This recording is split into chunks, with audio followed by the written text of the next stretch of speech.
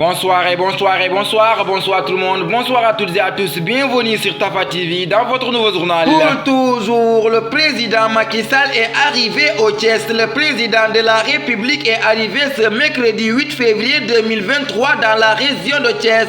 Le séjour de Macky Sall dans la capitale du rail entre dans le cadre des tournées économiques où plusieurs activités phares sont prévues, notamment le conseil présidentiel sur le développement de la région de Thiès et le deuxième conseil des ministres délocalisé dans la dite localité qui se tiendra le jeudi 9 février 2023. L'agenda du chef de l'État sera aussi marqué par une série d'inaugurations et de lancements de travaux pour des projets d'envergure, réhabilitation du chemin de fer à Thiès. Pour toujours, d'ici 2025, Thiès ne connaîtra plus de pénurie d'eau. L'usine d'eau potable de Kormomassar 3 est une infrastructure hydraulique inscrite dans le cadre d'actions prioritaires du plan Sénégal émergent qui va apporter une réponse durable aux problèmes de l'alimentation en eau potable de quelques localités stratégiques comme Dakar, Thiès et la Petite Côte. Pour toujours, risque de tension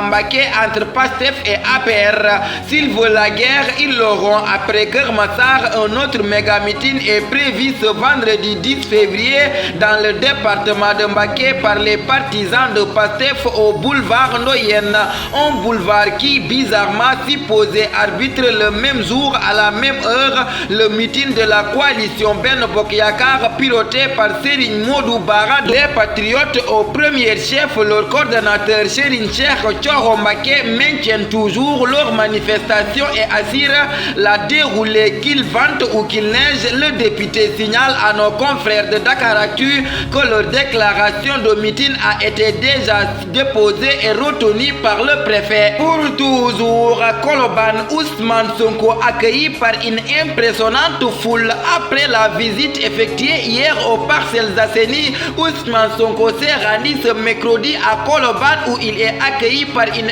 impressionnante foule.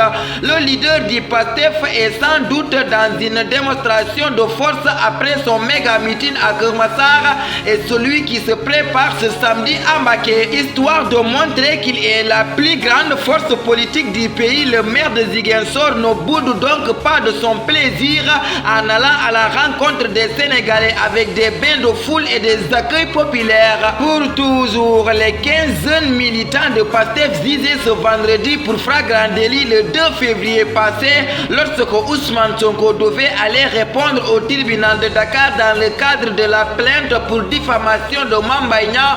Des jeunes filles arrêtées par plusieurs motifs. À cette occasion, une bande de jeunes avait voulu élire domicile à la cité Keur Gorgui en soutien à leur leader politique avant de se faire intercepter par les forces de l'ordre.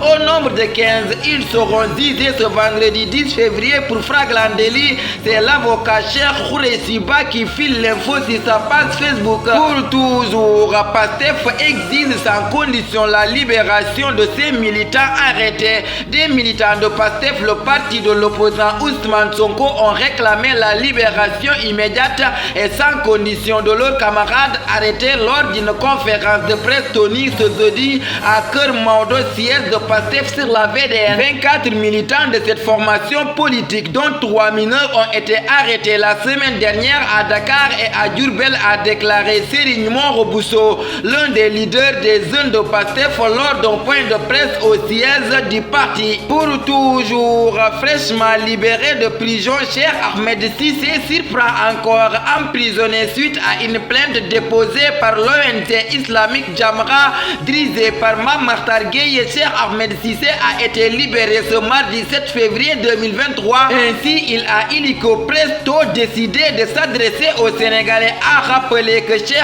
Ahmed Cissé avait demandé aux imams de distribuer des préservatifs dans les mosquées, d'où la plainte déposée contre lui par l'ONG Jamra. Pour toujours, c'est finalement confirmé pour Ama Baldé, il le fera dans les prochains jours.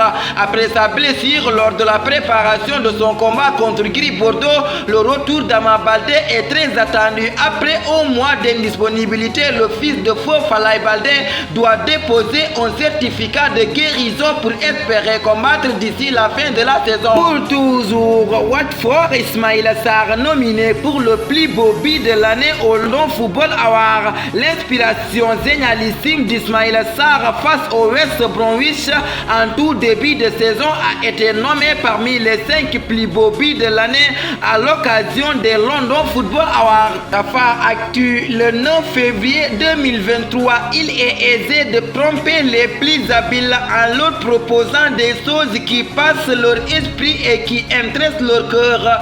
Ces mots met fin à notre édition. Merci de votre fidélité, de rester sur les antennes de Tafa TV. Que la paix et la miséricorde de Dieu soient avec vous. Bonsoir.